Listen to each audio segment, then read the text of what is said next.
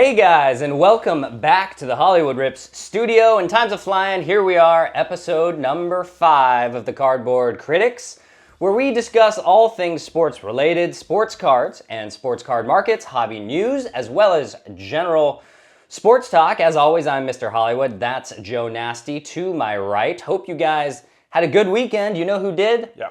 The Boston Celtics, who are celebrating their 18th, I believe, Yes. NBA championship by officially downing Luka, Kyrie, and the Mavs. But taking the last championship step hasn't been so easy on the ice for the Florida Panthers. After leading the series 3-0 over the Oilers have become just the 9th team to come back from a 3-0 deficit, and that's where we start today's news. Jonas, I don't want to say we told you so, but we talked about this last week. This series was not, I think we said the series was not over at 3-1, but Right. will the Oilers become the first team in NHL history to complete the comeback in a Stanley Cup final? And I'll take it one step further. Who was the last team to come back from 3-0 in a finals? I'll give you a hint. It was before the merger. Okay. The first team to ever win it after being down 3-0 in the finals. Yes. Has a team actually done it? Yeah, it's been done. Before the NHL merger. I'm going to say it's got to be one of the original 6 then, so I feel like you could usually not go wrong with the Canadiens. Hey! Montreal? 1942 Canadiens. 1942? I remember that like it was just yesterday. Right? Yeah. Right there in the ice, right there in downtown Never mind.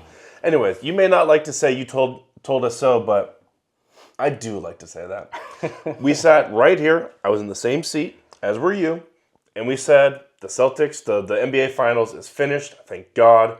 I was apathetic to that whole series, and it ended with the fart that the series really was. Deserving champs, don't get me wrong, best team all year. I just felt that the minute they got Drew Holiday in the offseason, I said to myself, well, they're going to win. And from that point forward, basically around this time last year, the season's been nothing but a moot point to me. So glad that's finished with. My biggest takeaway from the NBA season, again, Celtics were the best team this year.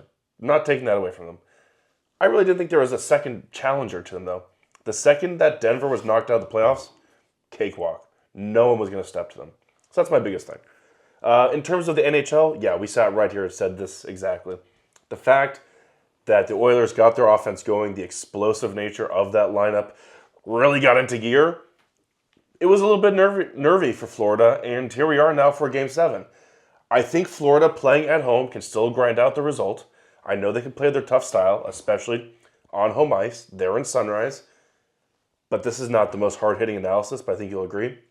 They better not let Edmonton score first, or else the mentality is going to be really bad on the bench, and that arena could get really quiet really quickly because they need all the support they can get when you've blown a lead like that. I 100% agree with that. I think they need to score first in this Game 7. Otherwise, I think Edmonton could be the first team that is going to come back from a 3-0 lead. Of course, Connor McDavid's legacy really on the line. Truly. In this one. If he wins this, you have to think that it kind of cements him as one of the greatest ever. I agree. And it's crazy to say that considering how young he is. But we're going to move on to baseball. Not much a-doing, actually. The only division within 6 games is the AL East, that Yankees-Orioles battle. Although the Dodgers lost some key pieces this past week, with Mookie Betts breaking his hand, Yoshinobu Yamamoto going on the DL as well. But we're going to move straight into hobby news, our hobby news segment of today's show. And today we want to discuss the prices of super high-end cards. The one-of-one rookie superfractors and autographs of the really marquee modern players, as well as the older vintage, super expensive baseball, football cards. I want to bring this up because this past week, Donruss Optic released, and subsequently the Victor Wembanyama Gold Vinyl one-of-one was hit. Someone finally hit the Anthony Volpe debut patch one-of-one out of Chrome Update, and Shohei Ohtani's rookie autographs continue to sell for record-setting prices, at least for Ohtani. His 2018 definitive red one-of-one rookie autograph sold for $46,000 last week. We had another one sell for $45,000 a couple nights ago. look, we've got bounties now. We've got millionaires, billionaires buying these cards. Bounties like Boba Fett. Yeah, bounties like Boba Fett. So companies are putting out these bounties. Say like, oh, if you pull this card, I'll pay you 150 grand for it. Oh my No God. questions asked, right? That's the Volpe card. Had a $150,000 bounty on it, right? For Anthony Volpe. But I wanted to talk about this a little bit because I think it's interesting. Because let's be honest, probably the top 10 most valuable cards in existence are baseball cards. They're vintage baseball cards. Right. And baseball has, as we've talked about, a longer legacy to draw on, more history, right? America's pastime. America's pastime. The cards are older. Yeah. There are, in some cases, fewer known copies.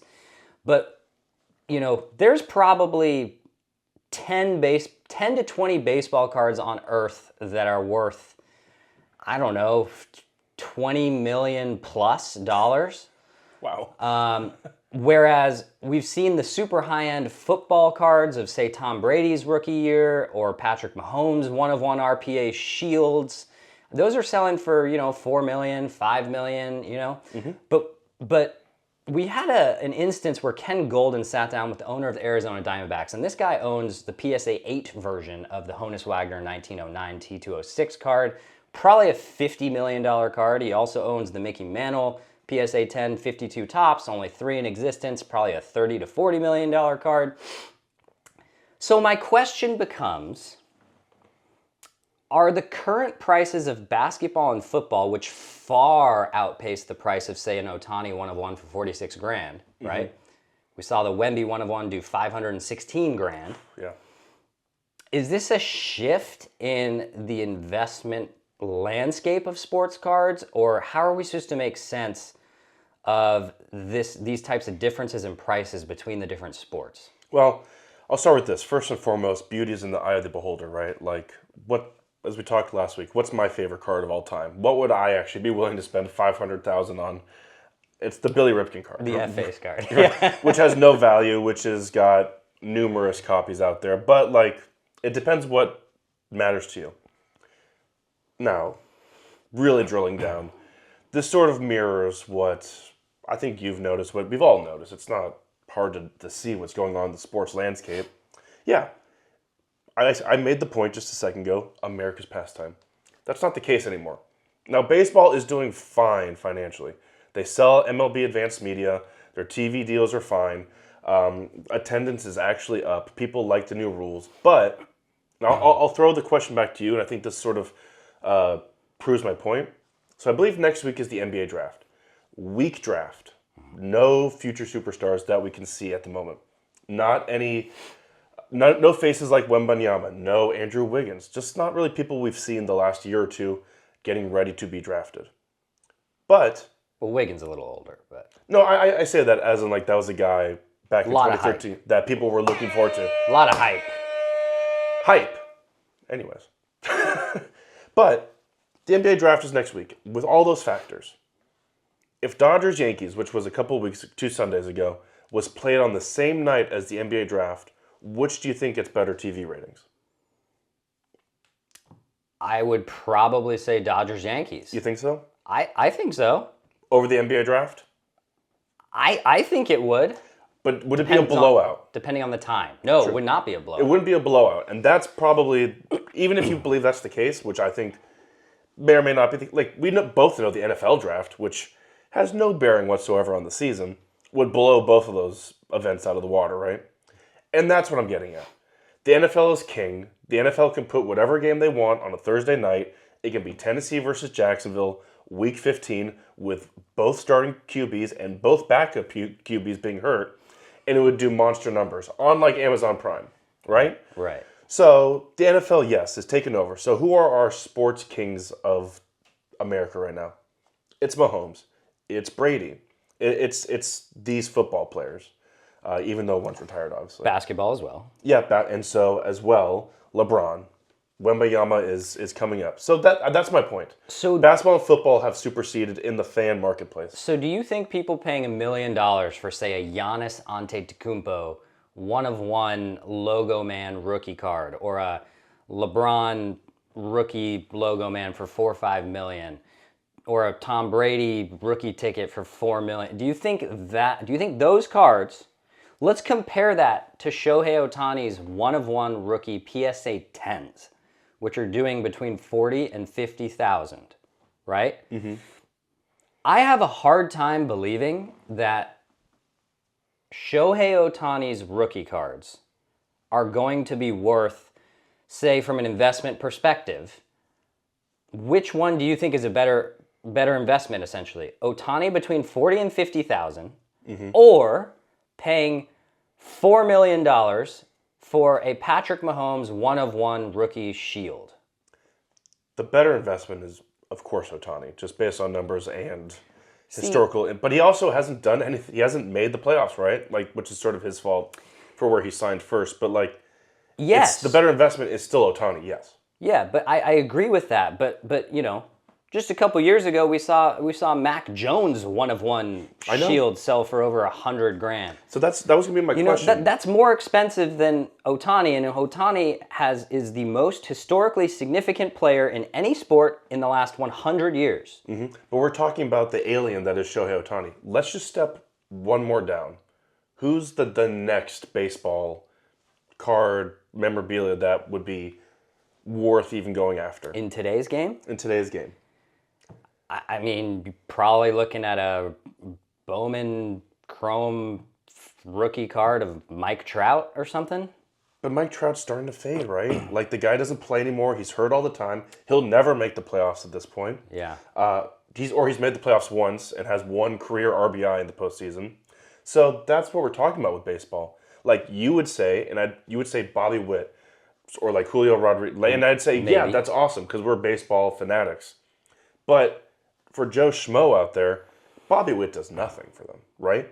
Now, if I were to say, you know what?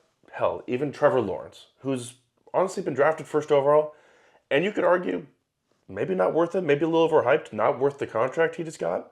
But that will get more reaction out of someone on the streets than if you talk about Bobby Witt. Well, I can't help but think at the prices that these football cards and basketball cards go for these days, the fact that Ohtani's cards, even at 40 to 50,000, look, to me, a $45,000 one-on-one rookie Shohei card, that's should he stay healthy and maybe win one championship, couple more MVPs, I think that card is going to be worth seven figures in 50 years. Easily. I mean, easily. I 100% agree. And I, just we find it interesting, of Look, course. The guy is a draw. I went to the game on Friday. You see, when Ohtani's batting, we've been going to Dodger Stadium for 30 plus years. When he's batting, there's a different energy in the stadium that I've never experienced before. And unfortunately, part of that buzzing is everyone's cell phones being out. Yeah, right. But it's something different. And I've been in an arena while Shaq and Kobe are playing. I have seen superstars on the field. Right. I'm not humble bragging. I'm just saying there is something different. But in terms of Q rating, in terms of where these sports are at, it's just a little bit different. And I hate to say that because I'm a baseball guy. But I also understand where the landscape's at, unfortunately. Yeah. Well, if you ask us, we think the high-end baseball market and baseball cards are so hugely undervalued. I do. That's my opinion. I know that's your opinion. But it's time now for our sports card market update for this week, powered by data compiled by the Market Movers app. We start first with the Sports Card Investor Top 500 Index, which pulls together the most sought-after 500 cards in existence, like the 52 Mantle, 86 Fleer, 48 Leaf, Jackie Robinson. We can see this week the SCI Top 500 is up 0.2% for the week, so a moderately flat week for the big boy cards overall. We take a look at baseball-specific charts now. We can see 2018 to 2020 and 2010 to 2017 cards seeing 3.5 and 3.7% dips this week. But the 90s saw a nice come up of 3.8% on the older side. Some things remaining somewhat flat, although the junk wax era 80s was down 1.3%. The very vintage sliding about 0.5%, not something we see a lot, so to note there. To the hardwood we go. Basketball saw a big decrease in 2018 to 2020 cards, down 6.9%. Coincidence? That's Luka and Ant's rookie years sandwiched in there. Yeah. Probably not a coincidence. 2010 to 2017 cards dropping as well, though, down 3.8%, while the older vintage and 1986 Fleer, famous Fleer set, of course, remain relatively flat for the week. And last but not least, it's the pigskin. Football had a rough week. 2018 to 2020 down 5.5%, 10 to 17 down 4.7%, 2000 to 2009, that Brady rookie era, down 2.2%, and the 90s down 1.6%. 80s shedding 0.4%, and 2020 Prism Football, that super talented QB class we like to check in on. Of course, we're talking about Burrow, Herbert, Hurts, Tua, down another 4.3%, but 1979 and older saw a 5% jump this week. So if you own any of those, you should probably go enjoy a summer shandy on the porch to celebrate the start of the summer. Yes. But moving into the cards that have been driving markets this week, on the hot side, and no surprise here, leading the way is NBA Finals MVP Jaylen Brown, who averaged 20.8 points per game. Man, don't give MVP to anyone these days. Yeah, right.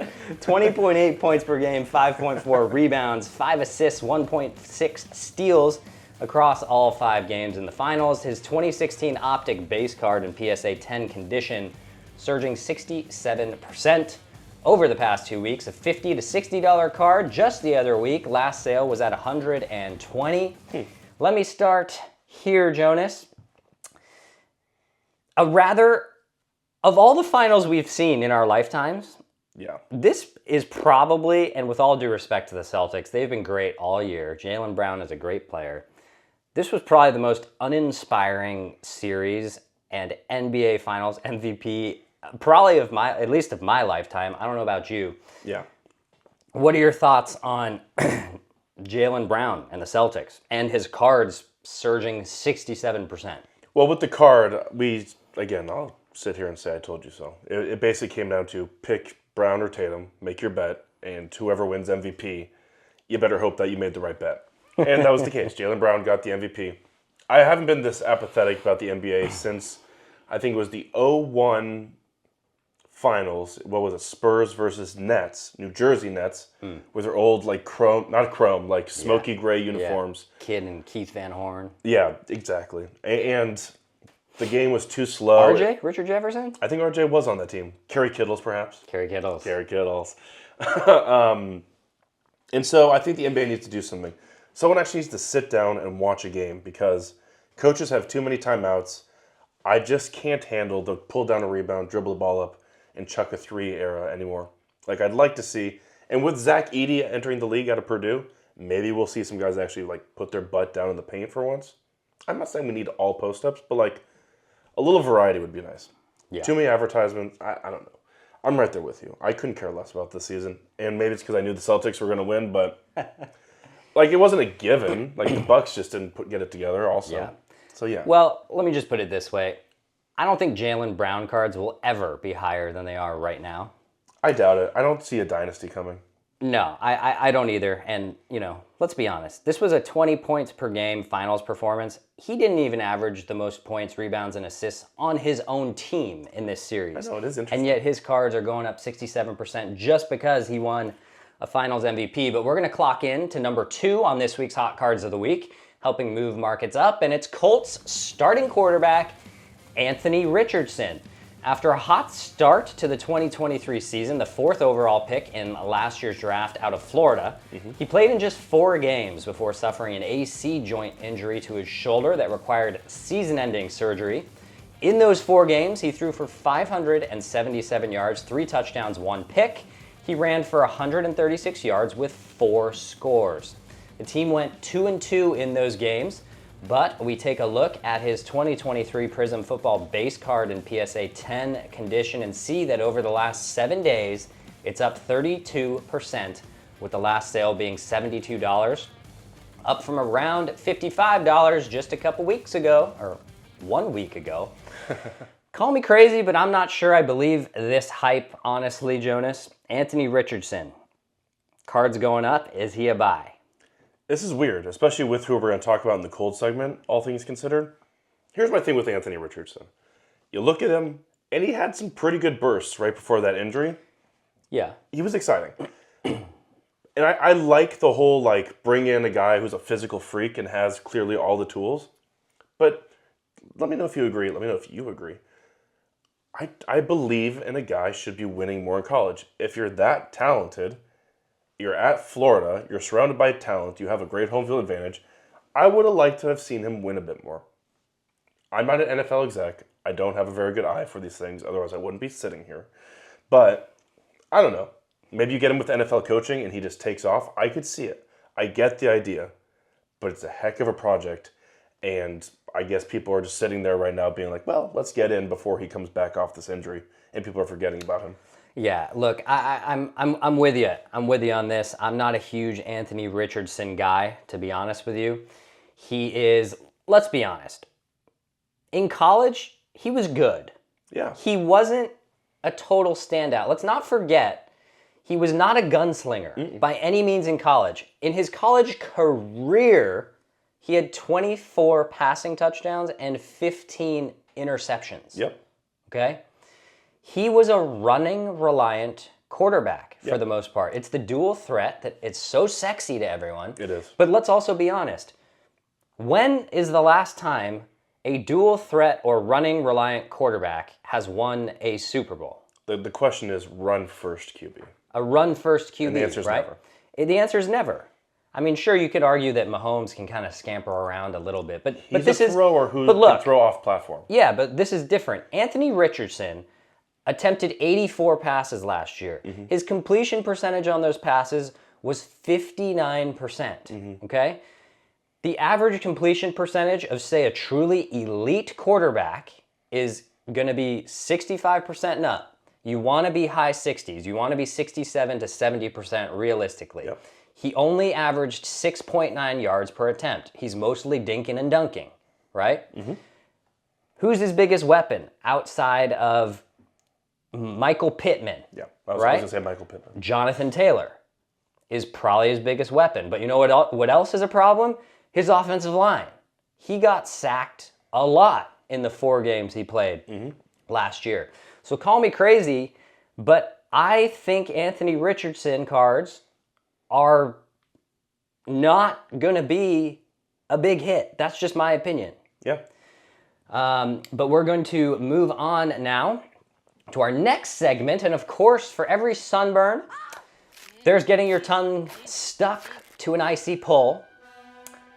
For every Captain America, a Thanos. And for every Zapdos, a Zubat. I do despise Zubat. By the way, speaking of Zubat, have you ever noticed that Zubat has no eyes? But Golbat Does. all of a sudden has eyes? It's a weird evolution process. WTF, mate. Well, here are this week's cold cards of the week, starting with, and I really don't know why people hate this guy so much, but he just won an NBA title. It's Jayson Tatum. The dude is the best player on the best team all year long, goes out, wins an NBA championship, first of his career. He averaged 22.2 points, 7.8 rebounds, and 7.2 assists, which, by the way, all of those averages were higher than Finals MVP Jaylen Brown. Yet we see Jaylen Brown's cards up 67%, and we see his Jayson Tatum's 2017 Optic base card now in a PSA 10, down 28% over the last 7 days to $74 a card. It was sitting at $105 just a week ago. Make sense of the nonsensical, Jonas. Look, all the on-court stuff is that Brown is a better defender. Other than that, I don't get it. Usually the Finals MVP goes to the storyline more than it does to the actual MVP, and this time it seemed to actually line up. I don't know. My only thought here is that Jayson Tatum put on quite the performance of corniness right after that title. Did you see him try to recreate Kevin Garnett, try to recreate locker room photos? His in the club, Corey Seager. the Corey Seager Kanye quote. He's trying he's trying to be iconic as opposed to people who just are. And I think people are responding to that. That's the only thing that, that's my hot sports take right there. I think this is an interesting topic in the hobby. It clearly shows that the hobby exists not just by the numbers, right? You have to be liked. At the end of the day, you He's got a Dookie, remember that. Duke not the most popular team unless you really like Duke, but Hobby's kind of chewed up Jayson Tatum and spit him out, and his cards have kind of reflected those prices. And I don't know when's the last time we saw someone win a championship for the first time and have their cards go down, but here we are. But we're going to move on to our last cold card of the week, and it is, as we said, Anthony Richardson was up. But on the reverse side of the coin, Houston Texans QB CJ Stroud has been dipping, heading towards the National later this summer after a stellar rookie season, throwing for 4,100 yards, 23 touchdowns, and just 5 interceptions. The Texan rookie led them to the playoffs, where they lost to Lamar Jackson and the Ravens in the divisional round. His cards were a hugely hot commodity all year last year, but have started to simmer down a bit. We take a look at his 2023 Prism base card in PSA 10 condition here, down 12.6% over the past week to $110, about a $125 card just a week ago. Now it's important to note, his prices were inflated to begin with, okay? Right. He is sitting at $110, while Anthony Richardson is sitting at about $70. So it's not double, right? But it's somewhat close, we'll say. Neighborhood. Yeah, neighborhood. So what do we make of CJ Stroud's prices coming down, and where's the value compared to, say, Anthony Richardson? $70 for an Anthony Richardson PSA 10 base Prism, $110, I think I said, for CJ Stroud's base PSA 10 Prism. What do you think? Despite the almost double in price, I still think the value is with Stroud. Now, we have seen sophomore slumps before, that's why there's a term for it. But Stroud really looks primed for something special this upcoming year. They just got Stephon Diggs, of course. Look, people thought the Texans were going to be like a 2-3 win team last year, and all he did was carry them to the next round, or the second round of the playoffs. That's how the NFL works, though. They had a last place team schedule. It's going to be bumped up to a team that won their division. How will they respond? I do think he's a spectacular talent, but everything went well last year for CJ Stroud. But the value's still there. He was great at Ohio State, as opposed to Anthony Richardson, who was mediocre at Florida. So he knows how to win. He knows how to play with amazing players. I still love CJ Stroud. I just don't know if he'll have that type of year again, but still a really good year. Yeah, if you're asking me, I'm putting $110 into CJ Stroud over $70 into Anthony Richardson every day of the week. For sure. Especially with the arrival of Stephon Diggs there in that Texans offense. Remember now, the Texans have Nico Collins, who sort of had a breakout year last year. They have a running game. They've been to the playoffs. For me, CJ Stroud, $110 over Richardson at $70 every day of the week. He's a better player. He's got better weapons around him. They've been there. Look, that's just me, but you guys make your own decisions as we inch ever so close to the end of our show. But before we sign off, we always talk about a prospect, rookie, or player whose cards we think have the potential to move up in value. And this week we find ourselves in the baseball world, and we want to talk about Minnesota Twins third baseman Royce Lewis. After coming off the DL recently, he has hit to the tune of a .368 average, smacking 10 home runs with an insane OPS of 1.369. Of course, that'll come down, but he hit 15 homers in just 200 at-bats last year while hitting .309. He's picking up right where he left off. His 2017 Bowman Draft First Chrome Prospect autograph is sitting at around $325 right now in a PSA 10. That's a 75% increase in the past year. We also look at his non-autographed version of the card, sitting at $55 in a PSA 10. If Royce Lewis keeps hitting like this, I think these cards are some of the most undervalued in the hobby. Jonas, what do you think of Royce Lewis? I think the first overall pick of the 2017 draft is really good, and all he does is hit when he's on the field. Everyone knows the story, a rash of really bad injuries where he's missed a ton of time. But when he's out there, he is 25 years old, by the way. 25 years old, number one overall pick, and he's only played in 3 seasons, parts of 3 seasons. He's only played 87 games. 3 MLB years, 87 games. You get the idea. The talent, though, unbelievable, undeniable. So you avoiding the card? You're buying it? You're selling it? 10 home runs in 17 games? Like, that's a guy that when he's out there, all he does is hit. But you also have to go based off of evidence, right? And has he been healthy for 1 year?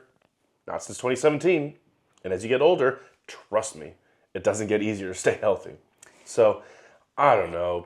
If you can find a value card, then I would do it because he is that good. But he's not going to be healthy for... I don't know what it is with the Twins. Byron Buxton, same deal. One of the best talents I've ever seen, has never played like a full year, basically. Yeah. My thoughts on it, at $325 a card, I just try to comp it out to other guys that are young and in this kind of neighborhood, let's say. Not even in the neighborhood, but we look at Adley Rushman's first Bowman autograph in a PSA 10. About an $800 card right now. Gunnar Henderson, the same card, about $1,000. We look at Anthony Volpe, around $650. Julio Rodriguez, around $1,000. And Bobby Witt Jr., around $1,300, right? I would put Royce Lewis, talent-wise, in the same category as all of those guys, right? Yeah. Yet, his card is $300. And yes, he hasn't been healthy, right? Yeah. But if you're looking at pure investment potential, if he can stay on the field, I think $300 for this talent level. And let's not forget that we're not talking necessarily about what does his career health look like over 10 years. We're talking about can Royce Lewis stay healthy for the second half of this season, okay? I don't know. Can he stay healthy the second half of the season? Because the Twins are a decently good team, and they're in a very weak division. They could easily make the playoffs out of that division, and if they get hot, as we've seen in baseball, that's kind of all that matters is whether you get hot in October. True. And Royce Lewis leads this team deep into October, let's say. I think this could very easily double to triple in value in terms of the price of the card, and then you just turn around, you sell it. That's how I'm thinking about it. You know? So, TBD. But that'll wrap things up for us here for episode 5 of the Cardboard Critics podcast. We thank you as always for joining us here at the studio, and guys and gals, over 85% of you guys who watch us are not subscribed to the channel. Yes, YouTube gives us those numbers. So if you enjoy watching us, please do consider subscribing. It's really the only way we can continue to put out episodes to you guys in the long run. Plus, like, why wouldn't you want to subscribe to a couple dudes on the internet who still collect cards like their children? So mature. All right. So from both of us here at the studio, that's Jonas to my right. As always, I'm Mr. Hollywood. We'll see you next time right back here at Hollywood Rips. As always, do you want to sign off? No, I don't. You don't. Okay. Mr. Hollywood, out.